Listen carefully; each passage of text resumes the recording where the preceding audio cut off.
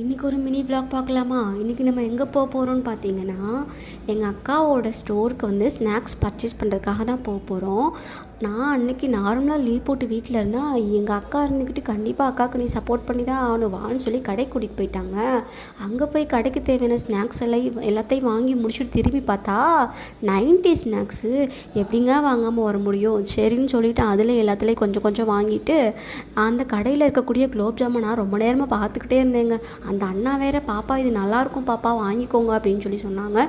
சரி ஓகேன்னு சொல்லிவிட்டு அண்ணா அந்த இதில் எங்களுக்கு ஒரு பாக்கெட் கொடுங்கன்னு சொல்லி அதையும் ஒரு பாக்கெட் வாங்கி முடிச்சுட்டு பக்கத்தில் இருக்கக்கூடிய ஒரு ஹோட்டலுக்கு போய் நல்லா ஃபுல்லாக சாப்பிட்டோம். சாப்பிட்டு முடிச்சுட்டு ஃபைனலாக ஃபலூடாவோடு நாங்கள் ஃபினிஷ் பண்ணிட்டோம். இது மாதிரி நீங்களாம் உங்கள் சிஸ்டர்ஸ் கூட வெளியில் போயிருக்கீங்களான்னு சொல்லுங்கள்.